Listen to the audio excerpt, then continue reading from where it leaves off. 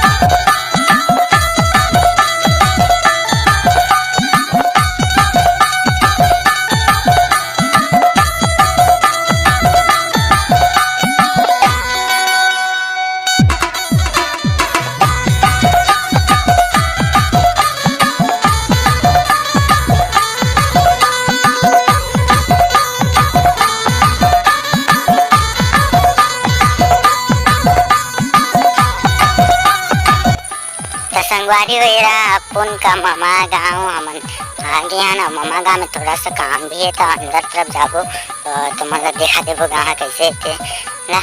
तो चल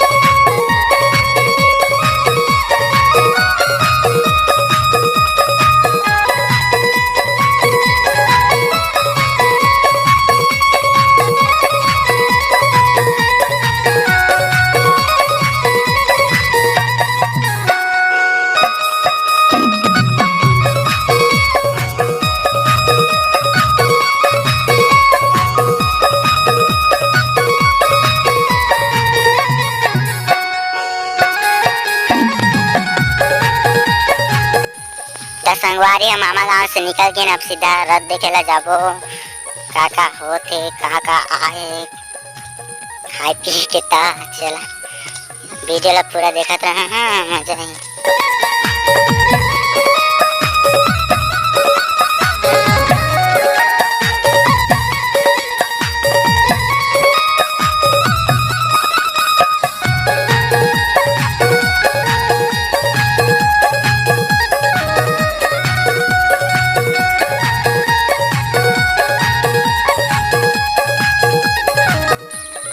संगवारी हो ये रोल कौन कौन देखे और नहीं देखे है तेमन सब कमेंट करके बता। हाँ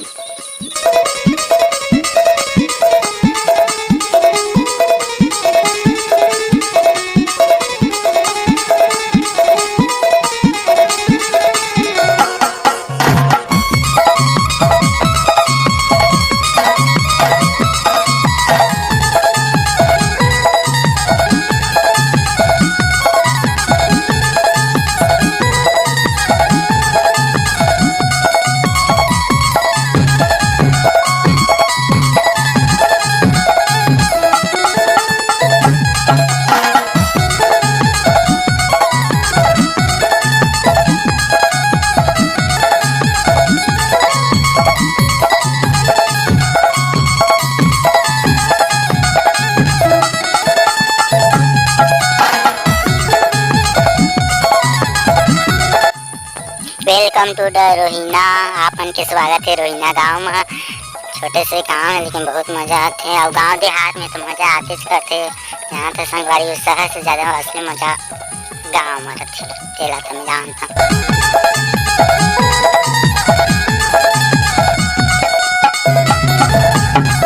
यहाँ से स्टार्ट हो गए भीड़ के भारी कतार में जाते हैं देखे बार ऐसे लगा देखा तो मजा। अब सामने के बाइक वाला मतलब ऐसे लगा था हमारा फॉलो करते जैसे, लेकिन कहा है बताऊं रास्ता थोड़ा छोटे है तो पीछे पीछे ही जाते हैं।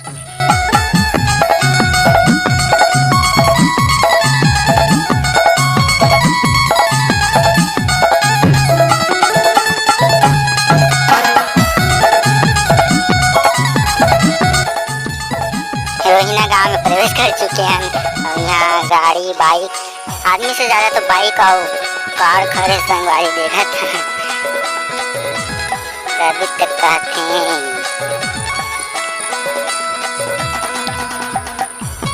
तो चला अंदर जाके देखो और जगन्नाथ भगवान के दर्शन करबो। रथ होते रथ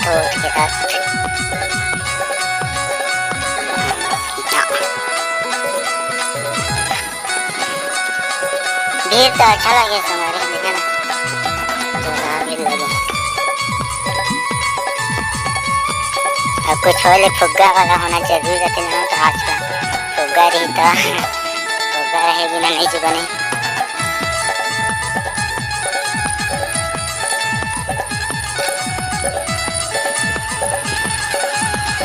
गुब्बारा हमारे मित्र मन फुल एंजॉय करते हैं। जगन्नाथ भगवान के दर्शन के लिए चला। जय जगन्नाथ।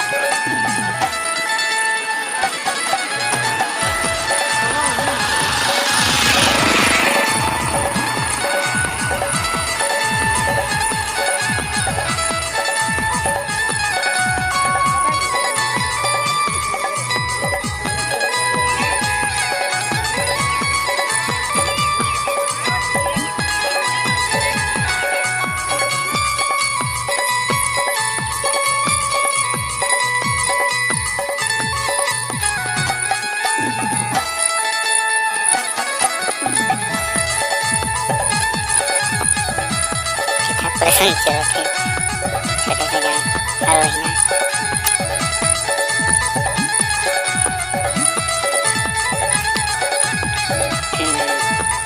खाई के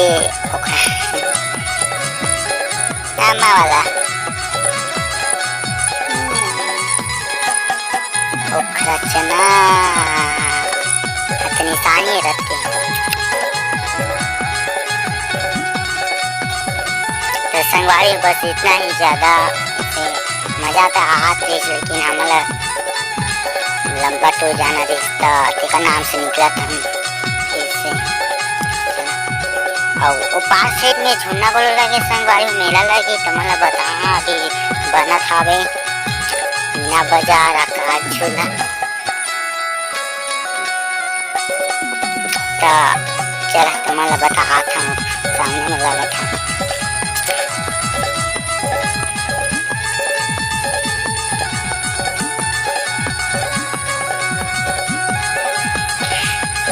गोरी गुलाबी और नैना शराबी जादू चलावत रे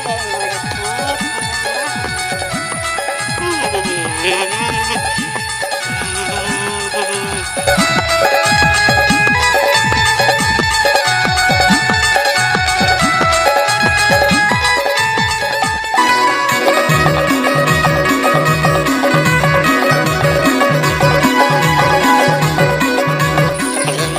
पानी गिरा है हर बरसा रानी, पहली बेरा आवत है मिले मोर दीवानी।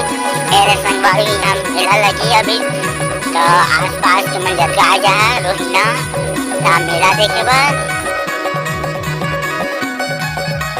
मेरे लगे ब्रेक डांस संगवारी आकाश झूला भी बड़ा था भाई।